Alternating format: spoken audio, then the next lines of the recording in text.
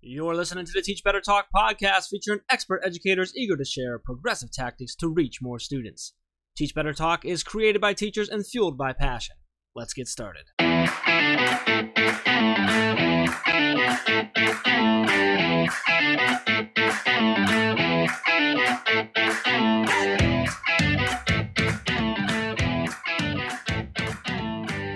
Hey everyone, welcome to episode 205 of Teach Better Talk. My name is Ray Hewart, and as always, I am with my mediocre co-host, Mr. Jeffrey Gargis.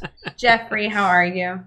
Well, you've used that one before, but it's so accurate. I can't really argue with it. Hold on. We're on 205.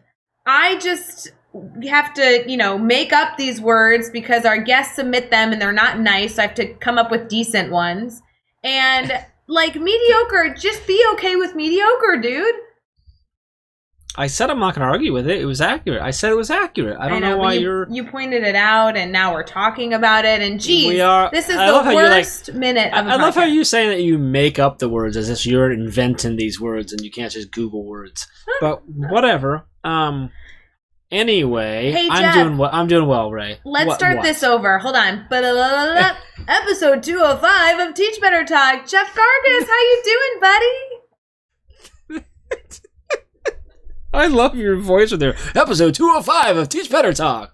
Sunday. That's what you sound like right there. I'm doing fantastic now that you did your rewind thing, which is great. I think that's what rewind sounds like. Nobody's corrected me before. You've done that several times. I need to go find all the episodes in which you did that and make like a minute long just Ray going. Wait, speaking of mixed you with your that, drum rolls, the drum rolls that you do too. Yes. Speaking of you saying that, I have a complaint, and I'm glad that we're on the podcast because we have not talked about this. Okay. Here's my complaint. Episode 200, listeners, if you have not listened to episode 200, go check it out. But it was full of shenanigans, like the entire episode. The episode you're listening to right now, I just want to make sure you know this. Our guest, Alexis, is so spot on. Feel free to just fast forward through this stuff. But yeah, Mark Heller, go ahead and click forward. Exactly. He always does. But in episode 200, that was a full, 45 minutes of shenanigans. And yeah. I really expected for you to put bloopers at the end because sometimes you do that and there was no episode 200 bloopers. I just want to file a formal complaint. If I could please be on record filing a formal complaint. I'm just saying. So I didn't do bloopers because there were no bloopers because I didn't edit anything out. Oh, everything, all the shenanigans were just there. The entire episode was bloopers. What are you so I just left everything as it was. There was one point in that episode, it was pretty far in, where I literally stopped and I'm like, are we still recording? Yes, you're right. Because I wasn't 100% sure we were recording. Yeah. That's a great episode. Go to listen to episode 200. It was a good time with Chad and Megan and Caitlin on there and having a good time. So, but this is episode 205. Yeah, and it was way better, just to confirm. It was way better. Alexis is better than all of us put together. That's basically what it is. So before we get into Alexis, can we talk about, we've got a really cool event kicking off on the 30th of this month, on September 30th, our Teach Better Mindset Meetup, which is a 6-week webinar series. Can I do this thing where I'm like, hey, Ray, can you just rant on this thing for 60 seconds? I would love to. Right now? Because I know how pumped up you are for this and the people that are coming to it. So, all right, we're going to do a countdown in 3, 2, 1, go. Guys, Mindset Meetup webinar series is going to be so killer. I'm not going to stay within the time frame because I'm too excited about it. So essentially, here's what we did. So we did so much professional development. I know all of you already heard about it. I mean, when COVID hit, we shifted our entire company, and our mission has been to support you. And so a lot of you guys have been saying, we need more webinars, we need more webinars. So we ran 4 in July. We've been trying to run as many as possible. And then as we get into the school year, guys, I'm living and breathing it right now. It just gets busy. So we're like, okay, how do we still provide really fun support, being able to still connect with our family, all those things, but in a way that's manageable for an educator who, depending on what you're teaching right now and the environment you're in, you might be on camera for 8 hours a day. You're feeling like you're working 24/7. I mean, we're in a really challenging time. And so we're like, here's the deal. we are going to do 2-hour blocks. We bring in 2 phenomenal speakers every single week, and they are just going to share all their love and insight and passion with you, and they're going to be recorded. That way you can jump in live if you have an educator that you're super passionate about seeing, like, hello, CJ Reynolds or Trey Gamage or Dr. Valerie Camille-Jones, like people that you are so stoked, Kevin Butler, Michael Jennings, all them. Or if you're like, hey, I am so tired, I just need permission from the Teach Better team to like take a night off, we're giving you that permission. You can watch the recaps in the Academy, and you automatically get access to that by registering for the webinar. And I think that's the best part, because you don't want to miss out on the insight from like Dr. Neil Gupta, Allison Epsy, Tracy Browder, P. Sloan Joseph, like all these people. We don't want you to miss out, but we also want you to know that we get it. And this is more than just sharing passion, love, and professional development. It's about also getting you what you need whenever you're ready to receive it. So you can go register at teachbetter.com/mindset meetup. Mindset meetup. You can read all the people that are involved, what's going on for those 6 weeks, and I don't know, make sure that you're signed up so you not only get access for the live Zoom link where educators are going to be interacting with audience members and taking questions and doing some great deep dive and training, but also just the recordings that will hopefully inspire you and, you know, kick you off the right energy for the week. That was pretty much perfect. Nice job. I don't think it was 60 seconds, but I don't It care. wasn't. Sorry. Let's do what we always do. Because you're awesome and you listen to this podcast, can we do like a big discount on registration? Wait, yeah, because I was going to say that. It's $150 to register for like these 6 weeks, 12 speakers. So what's the crazy discount you're thinking? And also, by the way, you know, you get the 6 weeks. It's 12 different sessions across the 6 weeks, and the replays you get access to forever. So like, you know. Anyway, let's do 50% off, half price. When you go to register, look for there's a little thing that you can click to put in a discount code. Put in Teach Better Talk. We'll make it super easy. Yeah. 50% off. Boom. Done. There it is. 50% off, cool. Not $50. You're saying 50%. No, 50%. Half price. Slice it in half. Is that okay? Am I allowed to do that? I am so game for 50% off for podcast listeners. Cool. That is the coolest thing. Yes.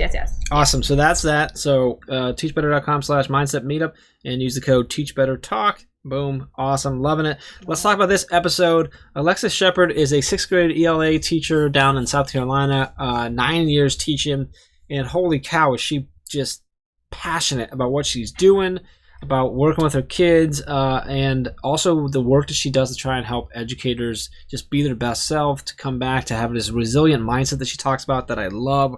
Her story of the failure, I know I talk about loving the failure stories, and I do, but I just really enjoyed her story and what she took out of it.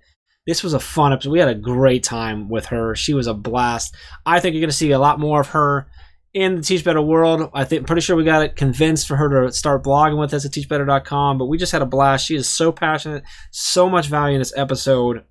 Ray, outside of the fact that like she's our best friend now, what should everyone take away from this episode? Hold on. I don't like that you just set me up like that, because I could give you a million things liked about this episode, but I wanted my piece of like snippet here to be like, hey, I'm not only wanting to be her best friend, but I've been stalking her on social media for now the past hour. So I wanted to like admit that. But if you want me to actually share advice, I think that her stories are so rich, like so incredible, that this is going to be an episode that you don't necessarily want to multitask during. So if you're listening to this in the car or in the shower in the morning, like good. But if you're in the midst of like washing dishes or lesson planning, you want to like really put it down, take a breather, and really enjoy this one, because it is well worth it. Absolutely agree with that. And so with that, let's get an episode 205 with Alexis Shepard.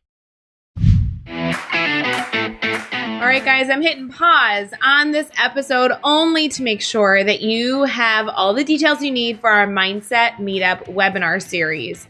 Now, for those of you who have not yet registered, this is a 6-week webinar series with all-star educators, guys like Trey Gamage and Dr. Valerie Camille-Jones and Kevin Butler and P. Sloan Joseph, Tracy Browder, and so many more. Now, you do need to register at teachbetter.com/mindset meetup to be a part of the live virtual event, but I want to make sure you had a special 50% off. Let me say it again. 50% off code. So here we go. It's easy. Teach Better Talk. All one word, no spaces. Use that to get 50% off of our Mindset Meetup webinar series over at teachbetter.com/mindset meetup. All right, let's get back to this episode.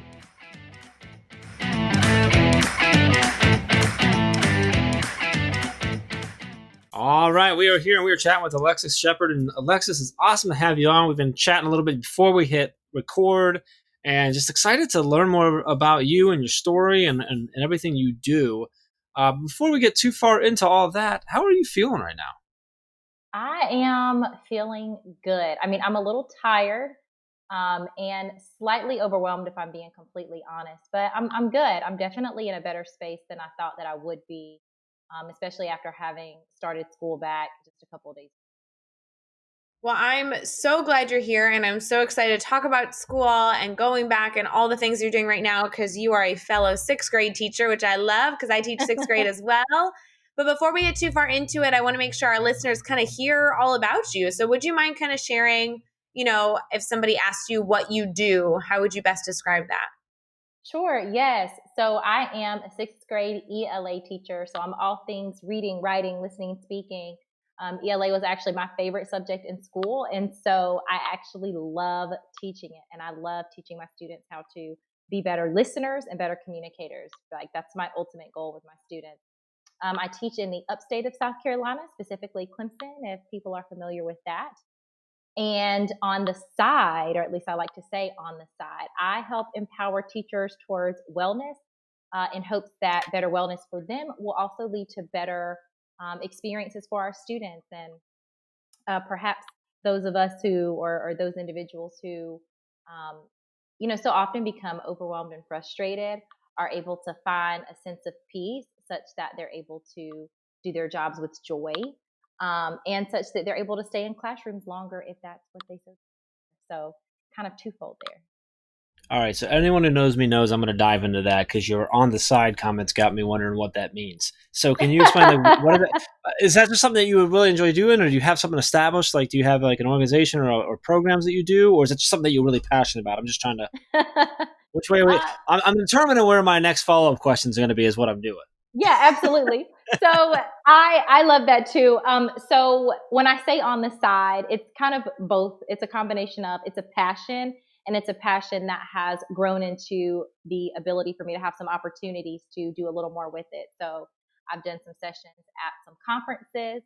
Most recently, I was a part of something called the Educator Resilience Conference, which was this phenomenal opportunity for educators to get some free professional development where they were able to learn how they can start the school year with more of a resilient mindset, so that we can, we know that this year is going to be challenging. And so that we have some coping mechanisms and strategies and information to help us power through the year in a way where, rather than being depleted, we're going to be able to refill and pour into our kiddos.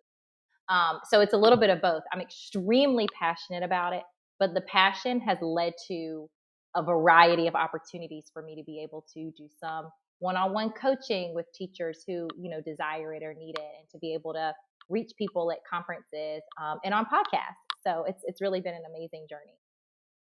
I'm not 100% sure, but I'm pretty sure you can expect that I'm going to tell Carrie to reach out to you and see if you would come and maybe contribute to our blog over at teachbetter.com. 100%. I'm feeling the passion. I'm loving your resilient mindset, what you wanted to do and stuff. And if we can somehow continue in another way outside this podcast, help you raise that passion and share it, I want to make that happen. So it's going to happen. Carrie listens at the very least, so she's going to hear it and go anyway. But no, that's awesome. That's really, really cool. So that's, and I love the resiliency, which kind of leads kind of really cool into the next question we usually talk about. The first question I usually throw at everyone, which is all about failure and how we get through that and overcome that, or how we can fight that with resiliency. So can you share a story with about a time that you've had a challenge, a failure in your life that you've had to overcome? Kind of share us what happened, how did you overcome that, and then what did you take away from that experience? Yeah, absolutely. So those people that know me well and hear this podcast will know that this is my old war story. But so I'll share. So this is my 9th year teaching. And I would say I really experienced significant overwhelm and just feelings of just bitterness and anger towards teaching around year 4. I was at a school where I didn't have the most supportive administration, and my group of students that year were pretty challenging. I also had some sort of limiting beliefs that were a problem as well, but I didn't recognize that at the time. And so I was really, really ticked off, really angry, really stressed to the point where I had no emotional capacity for or mental capacity for anything outside of work. And when I got home, I felt like I couldn't do anything or expend energy on anything else so that I could save my energy to just have the wherewithal to get up and go to work. So that happened year 4, and I really thought I've got to get out of teaching. I know I haven't been in this that long, but it's time to go. Okay. I didn't do anything at that point, but year 6, I experienced similar feelings. My group of students was not as challenging, but I really felt like I was ready to. And so year 6 was really, I'm going to call it the year of sort of multiple failures, but they were all multiple failures within the same vein, which is actually what led to this passion that I have for educator wellness. So year 6, I was just in general frustrated with the profession, with the red tape, with, some of the challenges that a lot of us experience in teaching that go with the job. There was nothing really new or revolutionary or super dramatic happening. I was just over it, to put it simply. So I decided that I was going to apply my way out. And so I applied for several jobs. It was actually 6 total jobs. And it was anywhere ranging from like a college lecturer to instructional coach to I think there was like a virtual instructional coach position that I applied for as well. And I was really convinced that this was how I was going to be able to get my way out of this really frustrating, overwhelming. Because even though my kids that year were great, I had great families to work with, I was in a mindset where I could not get out of, sort of those negative feelings. Mm-hmm. So I applied for all those jobs. I didn't get any of those jobs. I didn't even get callbacks from any of those jobs. None of those jobs reached out to me. It's kind of like I put the information out there and nothing happened. And that summer, again, this was 2018, I was super duper frustrated. And it was like, okay, it's July. I know I've got to get ready to go back to school. And I had a little bit of a mental breakdown, completely honest. I called one of my good friends and I was like, listen, I cannot do this. I really cannot go back into the classroom. It's too stressful, and I had all of these sort of reasons why. So at that point, once I kind of got through the meltdown, the physical meltdown portion, I recognized that one of my main problems at that time was myself. It really was my mindset and my mentality. So at a certain point, shortly after the breakdown, I was like, okay, I've got to facilitate a paradigm shift. Like I've got to get my mind somewhere else so that I can be able to think outside of all of the negativity and all of the overwhelm that, and the thing is, it was summertime. It's not like negativity and overwhelm was happening right then, but sure. I was, but I had really just kind of blocked myself in with all of this negative thinking about what would happen, what might happen, what could happen. It's teaching. So it's going to be like this and A and B is going to happen. And that's kind of the shortish version is that I facilitated a paradigm shift for myself. And that started with one of my favorite books that I recommend to every teacher. It's called Unshakable by Angela Watson, 20 Ways to Enjoy Teaching Every Day. And it was a game changer for me because it was affirming in a lot of ways. And it helped me start thinking outside of those limits. I love everything about that. I'm going to go literally pick up that book right now, ordering it on Amazon. It's phenomenal. It really is. And it's not that she says anything revolutionary. It's that, I find that teachers, a lot of times we go into teaching with these, certain set of beliefs that we think are going to make us good at what we do. I call it the good teacher narrative. And a lot of times that narrative is so limiting because it boxes us into a certain set of beliefs, a certain set of actions, a certain, set of teaching styles, a certain way of being. And it's so much more than that. And so that book really helped me see that, like, oh my gosh, there are so many things that I'm already doing that are just based on what I think is best for kids, that like somebody else thinks is good for kids too. No, I love it. Ray, I want to jump in. I want to point something that I love that you kind of touched on, is that you said it's not like she said anything revolutionary. And I think that's we get confused with books. Some of the best books in the world are not books that include something that are just unbelievably mind-blowing, but it's the way the author phrases it or supports around it that just teaches us it in a different way that can really just explode. I talk about Adam Welcome's book Run Like a Pirate, where he said a whole bunch of stuff that I've heard a million times before, but he said it in the right way. And it sounds like the same thing that she did there. Is like, there are things that you were already thinking of doing, and there was this way that she was either reaffirming what you believed or phrasing it slightly different so you could just hear it and accept it differently. And I just love that point. So, Jeff, it's weird. Didn't you mean Adam Welcome's new book, Teachers Deserve It? Isn't that the book you were referring to? No, I didn't. I meant That's Adam. So that's what I heard. I heard Adam Welcome's new great book he co-authored with Ray Hewart, Teachers Deserve It. That's what I heard, just so you know. I need to get a little bell to ring every time you self-promote yourself like that. Oh my God, you did not just say that. I love it so much. That's the meanest thing ever. You're fired, Jeff Gargis. Alexis, have you read Ray's new book? Oh, get out of here. Stop. That she allowed Adam Welcome to put his name onto. Okay. Alexis, we got to go back to you here. You got to be your own best. You got to be your own best advocate. Okay, I'm here for it. I'm just saying, if he's going to cite a book that my co-author wrote, cite the one I wrote with him. That's all I'm saying, people. I'm going to take us in a whole nother direction here. Alexis, I have to share this with you, that every time I say your name, my Echo Dot is lighting up and listening to me and trying to give me information because she thinks I'm saying Alexa. So you are like officially just always with me, apparently. So yeah, listen. I'm sorry, like, while we're going back and forth, I'm like turning it down because she's like reading me information. I'm like, I'm not talking to you, sir, or Alexa, or whatever. Anyway, this is great. I love where this episode's going. A little bit of back and forth. I didn't even hear it because I was laughing too much. But have you read anything that Ray's ever done? No, I haven't. But listen, I know that Ray. She does some good things. That's why I'm like, oh my goodness, I'm on here with celebrities. Oh my gosh, Alexis, celebrity. Which one? Just her. You are way cooler than we are, and we got to get this back on track because holy cow, has Jeff completely derailed your podcast. You should be so upset with him right now. Oh my gosh! Don't do that to Jeff. Don't do it. I think there's it's what I do best. You shared so many good things so far. I just don't want Jeff to ruin the entire episode. So we're going to try and get back on track here. Not sure that we can. But I actually can save this by asking you something I've been excited to ask you because of the stories that you shared. But if you had to pinpoint something that's exciting you about education right now, what would be your top pick? Oh my gosh. Probably just the rethinking.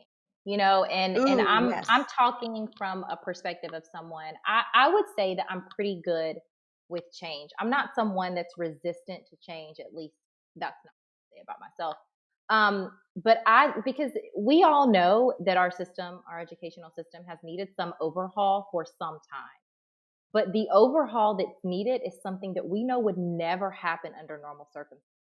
We've always needed this kind of shakeup where the things would be turned on their heads and we had to rethink. And so coronavirus comes and ta-da, there's this pivot, this huge pivot that has to happen with the way that we are doing school, with the way that we do teaching. And that's really exciting because I think out of this are going to come some processes and ways of thinking that are going to shift just as far as really what's important. One of the things that I've noticed about my own practice is that when it comes to thinking about what I'm going to teach, what is the most important thing, as experienced practitioners, I think it's very easy because we know what we're doing to kind of the essence of what it is that we really want our students to know or be able to do is lost. So I think that there's this movement or the potential for this movement to really get back to that, to get back to what's most important, which I think is going to be great for kids, because then we're really going to be able to dive into the meat and potatoes of what kids really need to learn and be able to do. And I'm not even just talking academically, I'm talking life skills, right? Like, one of my goals with my kids this year is to just process what we've been through the last 6 months. Yes, that's awesome. I love everything about that. I think that is so essential right now. And I love that we are comfortably, uncomfortably forcing each other to be so reflective. I think that is so important, even though it's forced upon us right now, so stinking important, outstanding. So if you had to give one piece of advice, right? Like only one piece of advice, and this can be to a new teacher or it could be to a teacher who's been in the classroom for 30 plus years, what is your piece of advice that you'd love to share with educators? It's okay to scale back your routine from the 5 things that you're used to accomplishing in your class to 2 or 3 things that you're accomplishing, especially if you're able to really boil what you're teaching down to that essence of what you to keeping things simple in terms of your own routine and not feeling like you have to do and be all of the things. I think simplicity is. Yeah, I love that. That's such an important. I think that's so crucial right now, because there's so many options when it comes to tools that we can bring in and different platforms for delivering content and all the different apps, and there's so many amazing things out there that if you're trying to do so much, you feel like you need to have so many, it can be so overwhelming. You're so right. So like just keeping it simple is being okay with keeping it simple is such a crucial thing. And honestly, focusing on simplicity can be really, really valuable and really, really strong, so that you're only using the things that are really the right tools, the right things for your students. I think that's a super valuable advice right now. So let's have some fun. We're going to do the next 6 questions. Your goal is to answer each one in 15 seconds or less. Are you ready? Yes. I believe I'm ready. All right, here we go. What is one EdTech tool you cannot live without? Screencastify. Give us a book that you're reading right now. Start with Why by Simon Sinek, and I'm also sort of in the middle of Teacher Wars by Dana Gold. Who do we need to follow on social media today? Education with an Apron. Happy Teacher Revolution. And give us a good YouTube channel or website for educators to check out. A great YouTube channel, Pocketful of Primary. I have always loved her videos. Give us a daily, weekly, or monthly routine every teacher should get into. I personally love having my weekly self-care planner sheet. I actually got it from Self-Care for Everyone, but you literally set a goal for the week for self-care, and then the rest of the sheet helps you track it. Loving it. And what is the best piece of advice you've ever received? You are enough. Ooh, nailed it. Mic drop right there. Love it. Nice. That's Teach Better Talk trophy worthy right there. You are Send it. Package it up. Send it. Let's do it. Happening. Y'all are cracking me up. Alexis, I have loved everything that you've shared, much less that piece of advice. So good.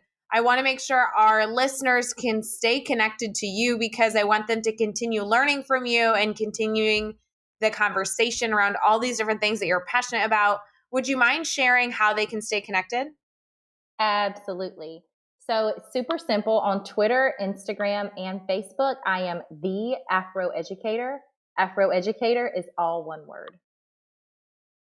Which makes it super easy for us. I love it. Yeah. You can find all the links and all the resources and everything we've talked about in this episode over at teachbetter.com in the show notes, as well as those super easy to remember links to connect with Alexis and keep the conversation going. So head over to teachbetter.com for all of that. Be sure to hit subscribe so you don't miss any upcoming episodes. And if you can give us that rating and review, we'd really appreciate that as well. And let's keep taking this one step further. Think of just 3 of your colleagues who need to hear these amazing stories and connect with these amazing educators, and share this podcast with them. Alexis, this was awesome. I'm so happy that you were able to come on. And there's so many I was jotting down notes the entire time. I'm so excited for people to hear this and learn from you and grow with you. And I'm excited to continue to be connected with you and learn and grow with you all the time as well. So thank you so much for coming on and giving us a little bit of your time. We really appreciate it. Thank you. Absolutely. Thank you guys so much for having me. Until next time, let's get out there and let's teach better.